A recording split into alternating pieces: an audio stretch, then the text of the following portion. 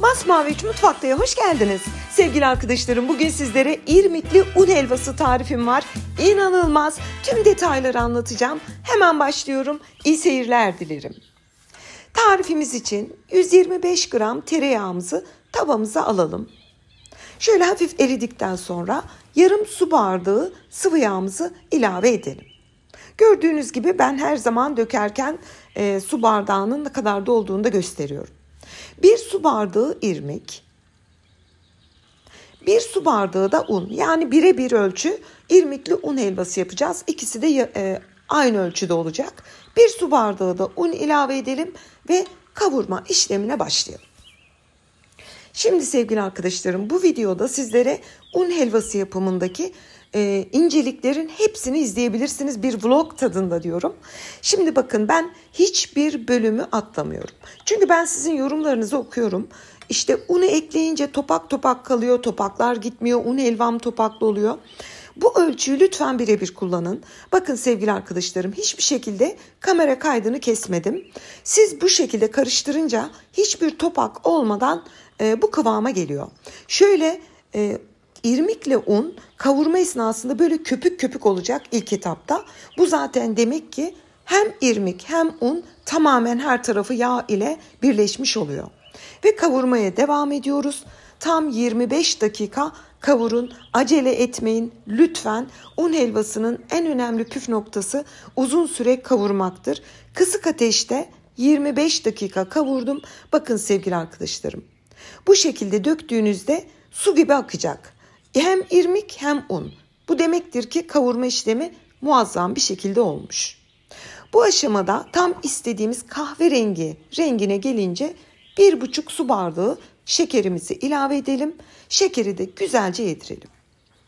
Kıvamına dikkat edin lütfen. Çok fazla kavurursanız yanma tadı gelir. Çok az kavurursanız da helvanın o kendine has kavruk lezzetini elde edemezsiniz.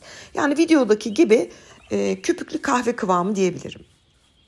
Toz şekerini ekledik, güzelce yedirdik. Şimdi 2 su bardağı su, oda ısısında, yani sıcak su değil, ekleyelim. Güzelce karıştırmaya başlayalım. Burası da çok önemli. Bunu suyu ekledikten sonra ocağın derecesini kısın. Baktınız ki çok patlak çatlak pişiyor, hemen kısın. Çünkü her ocak derecesi farklı olabilir. En kısık derecede ekledikten sonra karıştırmaya başladım. Birazcık çözüldü. Yani hem un hem irmik suyu aldıktan sonra pürüzsüz oldu. Tam bu aşamada yarım su bardağı sütümüzü ilave edip helvamıza kıvamını verelim. Yani bu eklediğimiz süt arka planda öyle güzel bir kremsi, çok hoş bir lezzet katıyor sevgili arkadaşlarım. Lütfen deneyince yorum olarak bildirin. Yine kamerayı hiç kesmeden suyu ve sütü ekledikten sonra bakın nasıl kıvamını aldırıyorum. Gördüğünüz gibi hiçbir topaklanma yok, hiçbir şey yok. Zaten helvayı yaparsanız topaklanmanın ana sebebi yağ oranınızın az olmasıdır. Yani yağı azsa un tam istediği gibi kızaramıyor ve topaklanma olur. Topaklanma olunca da helvanızı daha sonra pürüzsüz bir hale getirmeniz neredeyse mümkün değil. Ve gördüğünüz gibi suyunu çekmeye başladı, şerbetini. Bakın sevgili arkadaşlarım, böyle bir kıvam olamaz diyorum. Tam ölçülü bir tariftir. 250 milim bardak ölçüsü kullandım. Ama normal standart bir su bardağıyla bunu kolaylıkla tarifi birebir uygulayabilirsiniz. Yani illa kafanıza takılmasın. İlla o ölçüde bir bardak mı olacak? Standart bir su bardağı da yeterli olur. Bakın sevgili arkadaşlarım, böyle arada bir gösteriyorum. Yaptığınız esnada zaten helvanın kıvamı kendini belli ediyor. Çünkü bir tarafta böyle yoğrulmuş mayalı hamur gibi birikmiyor. Böyle akacak, tane tane tek tek göreceksiniz. Akışkan bir kıvam olacak. Şöyle biraz kavurun, şerbetini tamamen çektikten ve bu kıvama geldikten sonra helvamız hazır demektir.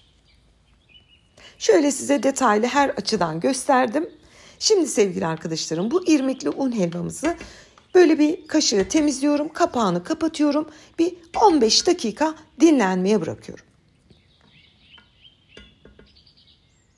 Kapağını kapattık, 15 dakika dinlendirdim. 15 dakikanın sonunda gördüğünüz gibi buharlanma oldu zaten. Hemen size gerçek kıvamını, olması gerektiği kıvamını detaylıca göstereyim. Şimdi sevgili arkadaşlarım, bunu böyle kaşık kaşık bir tabağa da servis edebilirsiniz. Veya bir borcama dökün, düzeltin, kaşık kaşık servis edin. Hiç fark etmez. Ama biliyorsunuz ben size kıvamına bakar mısınız? Ah, bir de lezzetini size tattırabilseydim çok isterdim. Şekil vermek için ben böyle bir kase kullanıyorum.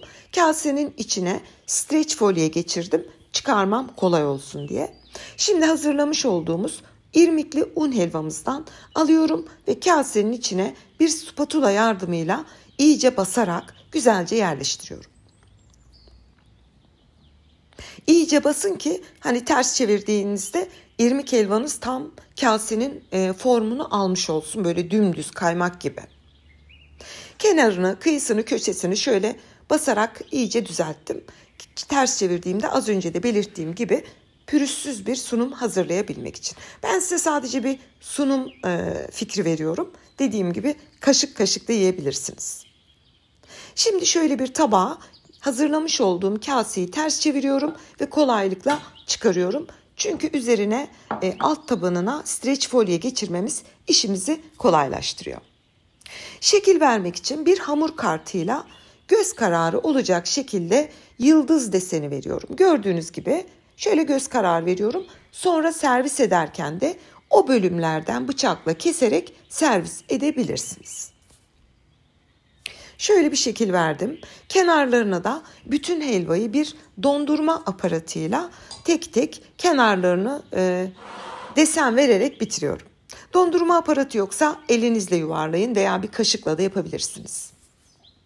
Dekorasyon için tam ortasına bir gül, kurumuş bir gül tomurcuğu, kenarlarına da Antep fıstığı serperek helvamız sunum için hazır. Hemen şöyle size detaylı açıdan birçok açıdan gösteriyorum sevgili arkadaşlarım ve büyük bir zevkle doku testine geçiyorum. Bugün sizlere irmikli un helvası tarifi verdim. Bütün ayrıntıları mümkün mertebe anlatmaya çalıştım. Sevgili arkadaşlarım, bir un helvasının ne kadar başarılı olduğunu doku testinde anlatacağım size. Böyle kaydırdığınızda gerçekten helva gibi görünmesi lazım. Bakar mısınız iç dokusuna? Yani böyle bir mükemmel bir kıvam olamaz. Az önce belirttiğim gibi bu şekilde dilim dilim keserek de servis edebilirsiniz. Hemen doku testine geçtim. Şöyle çatalla kaydırdığınızda o kaydırdığınız bölüm hamur gibi değil de böyle helva tadında, yani sanki bir tahin helvası gibi böyle katmanlı bir şekilde ayrılması lazım. Bu çok önemli bir ayrıntıdır. Bunu da size detaylı göstermek için çatalla mümkün mertebe böyle bir test yapıyorum. Bakın sevgili arkadaşlarım, bu helva isterse 3 gün dursun, kıvamı aynıdır. Yani öyle taş gibi olmak, hamur gibi olmak mümkün değil. Çok şahane bir tariftir. Birebir ölçülerini verdiğim bütün detayları anlattım. Şimdiden yapacak tüm izleyicilerime afiyet, bal, şifa olsun diyorum. Yeni tariflerimde görüşmek ümidiyle. Hoşça kalın.